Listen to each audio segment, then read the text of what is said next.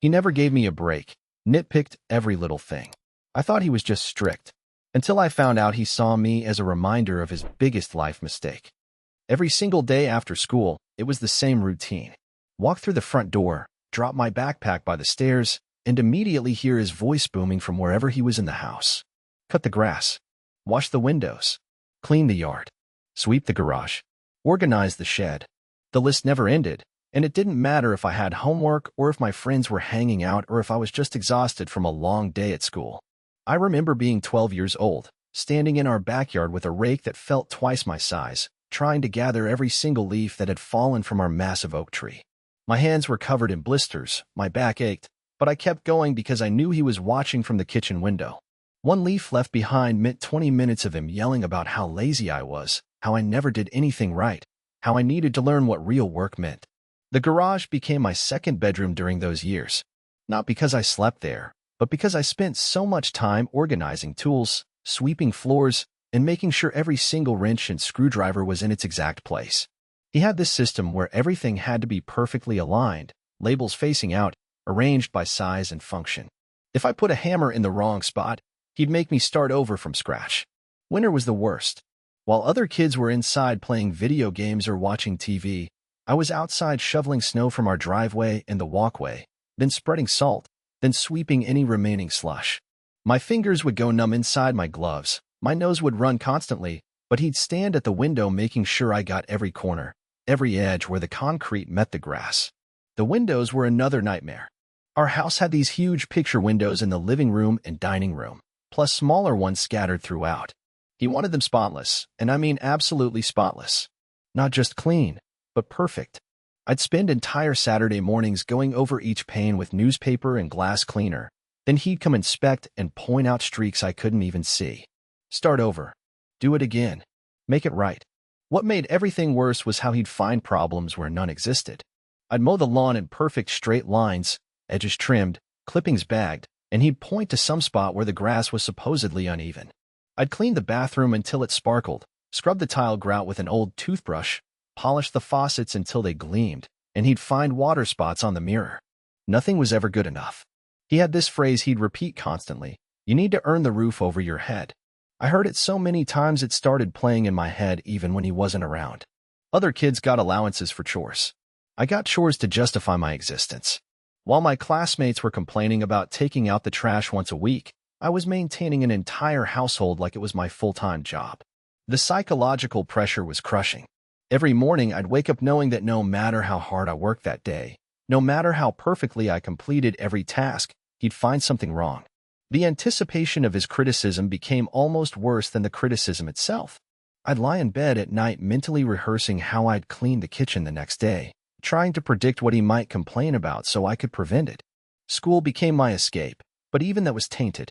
I couldn't focus on homework because I knew I had hours of manual labor waiting for me at home. I couldn't make plans with friends because my schedule was never my own. Teachers would assign group projects, and I'd have to explain that I couldn't meet after school or on weekends because I had family responsibilities. Most kids didn't understand, and I was too embarrassed to explain the full truth. The isolation was brutal. I watched other teenagers living normal lives, hanging out at the mall, going to movies, playing sports, while I was trapped in this cycle of endless work and criticism. I started to believe that maybe I really was lazy. Maybe I really didn't deserve basic freedoms. Maybe this was just how life worked for someone like me. Update 1. When I turned 14, I caught the flu. Not just a little sniffle, but the kind of flu that knocks you flat for a week. I had a fever of 102, could barely keep water down, and felt like I'd been hit by a truck. I remember dragging myself to his room that first morning, shivering and pale, telling him I was too sick to do my usual routine. His response was immediate and cold. "You're just pretending to get out of work." No thermometer check, no concern about my health, just this automatic assumption that I was lying. He made me go outside and start raking leaves anyway. I lasted maybe 10 minutes before I threw up in the bushes, but even then he just rolled his eyes and told me to clean up the mess. That week taught me something important about him. He literally couldn't see me as a human being with human needs. I was just this thing that existed to do labor, and anything that interfered with that labor was automatically suspicious. When I finally recovered and caught up on all the work that had piled up during my illness, he acted like I owed him extra for the inconvenience of being sick. The summer I turned 15 was particularly brutal. He decided our fence needed to be completely rebuilt. Not repaired, rebuilt from scratch. This wasn't a small garden fence either, but a 6-foot privacy fence that ran along 3 sides of our property. He bought all the materials and tools, then announced that this was going to be my project for the entire summer. I spent 3 months digging post holes in clay soil, mixing concrete, setting posts, measuring and cutting boards, hammering nails until my arms felt like rubber. The fence was probably a $5,000 job if he'd hired professionals, but instead he got free labor from his teenage son who had no construction experience and no idea what he was doing. Every section had to be perfect. If a board was slightly crooked, I had to remove it and start over. If the spacing between slats wasn't exactly uniform, I had to adjust everything. My hands were permanently stained with wood stain, covered in splinters and cuts. I lost 15 pounds that summer because I was burning so many calories doing manual labor in the heat. The worst part was watching him invite neighbors over to admire his new fence. He'd stand there taking credit for the design and craftsmanship while I was still in the backyard cleaning up sawdust and putting tools away. When people complimented the work, he'd smile and talk about his attention to detail, never mentioning that his kid had done 100% of the actual construction. By 16, I developed this weird relationship with exhaustion. I was tired all the time, but it was more than physical tiredness. It was this deep, bone-deep weariness that came from never having a moment to just exist without purpose or productivity. I'd see other teenagers being lazy, sleeping in on weekends, watching TV for hours, and I felt this strange mixture of envy and confusion. What would that even feel like? The house itself became this monument to my labor. Every room I'd cleaned hundreds of times, every surface I'd scrubbed and polished, every corner I'd vacuumed and dusted. I knew that house better than anyone because I'd maintained every inch of it. But it never felt like home. It felt like a workplace where I happened to sleep. My junior year of high school, things reached a breaking point. I was taking advanced classes, trying to keep my grades up for college applications, but I was also working 30 hours a week maintaining the house and yard. I was functioning on maybe 5 hours of sleep a night, drinking coffee just to stay awake during the day, and my grades started slipping. When my report card came home with a C+ in calculus, he lost it. Not because he cared about my education, but because he saw it as evidence that I was slacking off on everything. His solution wasn't to reduce my workload so I could focus on school, it was to add more chores as punishment for my academic failure. The logic was completely backward, but by then I'd learned not to argue. Update 2. Everything changed the night I turned 17. I was in my room, trying to finish an essay for English class, when I heard voices downstairs. My uncle had come over for dinner, and they were sitting in the living room with a couple of beers, talking in those loud, relaxed voices that men get when they think they're having private conversations. I wasn't trying to eavesdrop. I was just trying to concentrate on my homework when I heard my name mentioned. Something about the tone made me freeze and listen more carefully. My uncle was asking about college plans, whether I'd be staying local or going away, the usual stuff adults discuss about teenagers. That's when my father said something that stopped my heart. Every time I look at him, I see your face. I see the woman who destroyed my life. My uncle tried to change the subject, but my father kept going. He started talking about my mother, not the sanitized version I'd heard growing up, but the real story.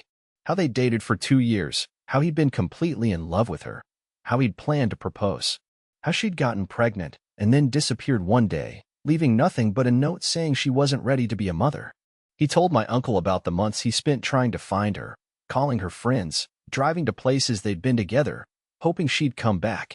How his own mother had eventually tracked her down and convinced her to sign over custody rights, but by then she'd already moved to another state and started a new life. The piece that shattered me was when he said, "My mother insisted I raise him, said it was my responsibility. But I never wanted this." Every day I look at his face and I see her eyes, hear her voice when he talks. It's like she's haunting me through him. I sat there in my bedroom, pencil frozen in my hand, trying to process what I just heard. Everything suddenly made sense. The anger, the impossible standards, the way he looked at me like I was something unpleasant he had to deal with. I wasn't his son to him. I was a walking reminder of the woman who'd broken his heart. The worst part was realizing that he'd been punishing me my entire life for something I had no control over. Every chore, every criticism, every moment of making me feel worthless. It was all revenge against a woman I'd never even met. I was paying the price for her choices, carrying the weight of his resentment like it was my burden to bear. I don't remember finishing my essay that night. I just sat there staring at the wall, feeling like my entire identity had been rewritten in the span of 5 minutes.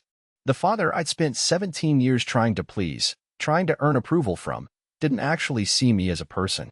I was just a ghost he was trying to exorcise through hard labor and constant disappointment. The next morning felt surreal. He woke me up at 6 a.m. like always, handed me a list of weekend chores like always, talked about responsibilities and earning my keep like always. But now I could see it differently. The anger in his voice wasn't about unmowed grass or dusty shelves. It was about a woman who'd left him 17 years ago and never looked back. I started watching him more carefully after that, looking for signs of the man he'd been before I came along. There were photos in the basement, shoved in boxes he thought I'd never explore. Pictures of him laughing, looking relaxed and happy. Pictures of him with her, my mother, where he looked genuinely content. It was like seeing a completely different person, someone who died the day she walked away. For a few weeks, I actually felt sorry for him. I could imagine how much it must have hurt to be abandoned like that, to have someone you loved disappear without explanation. I could understand why seeing my face every day might reopen that wound.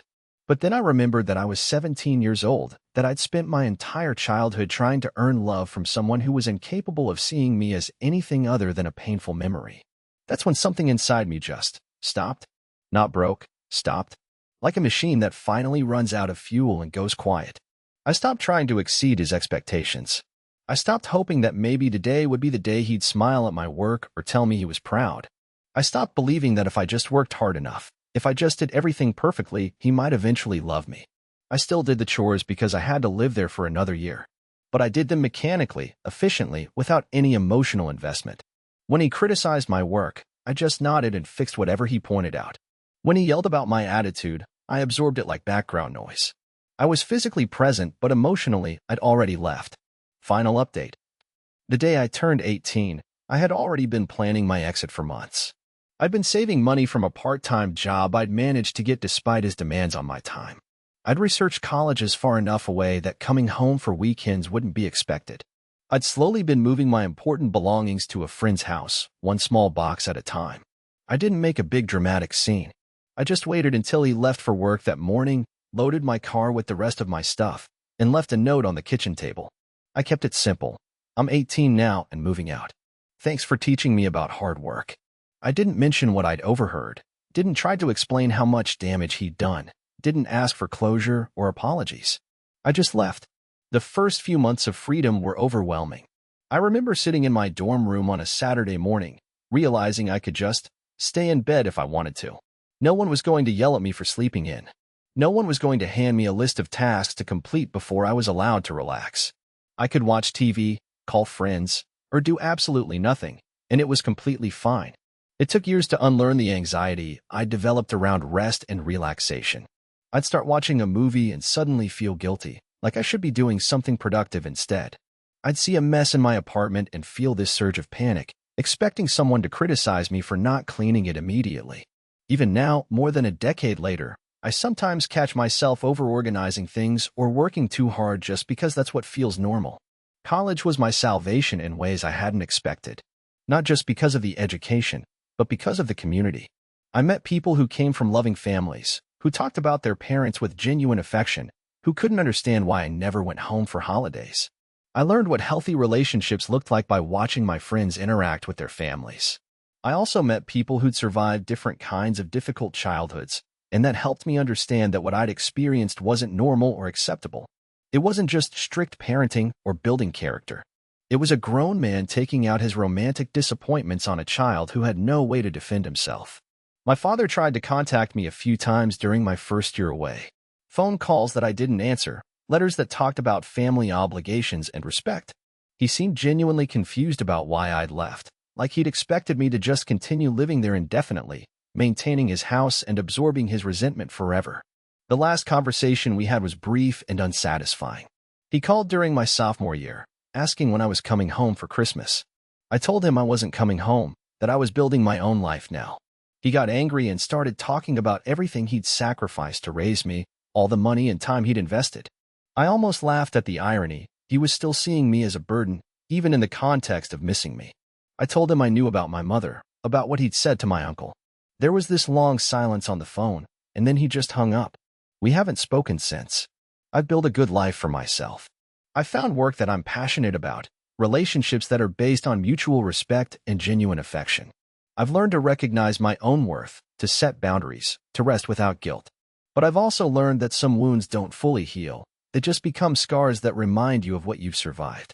Sometimes I wonder what kind of person I might have been if I'd grown up in a house where I was wanted, where my existence was celebrated instead of tolerated. But I've also come to appreciate the strength I developed during those years. I know how to work hard when it matters. I know how to persevere through difficulty. I know how to be independent and self-reliant. Most importantly, I know that I am not my mother. I am not responsible for the choices she made or the pain she caused. I am not a walking reminder of someone else's mistakes. I am my own person, with my own thoughts and feelings and dreams. It took me years to truly believe that, but now I know it in my bones. He never understood that distinction. In his mind, I was forever connected to her, forever carrying her guilt. But I'm not her. I never was. I was just a kid who needed love and got labor instead, who needed acceptance and got resentment. I was a son who spent his childhood trying to earn something that was never going to be given. I don't hate him anymore. Hate requires too much energy, and I've learned to spend my energy on things that actually matter. I feel sorry for him sometimes. Sorry that he never learned to separate his pain from his parenting. Sorry that he missed out on knowing the person I actually am instead of the ghost he was fighting. But I don't feel guilty about leaving, and I don't feel obligated to maintain a relationship with someone who never really wanted one. I gave him 17 years of my life, 17 years of trying to be good enough to earn basic human kindness. That was enough. More than enough. I am not her. I am me. And that's something he never learned to see, but I finally learned to believe.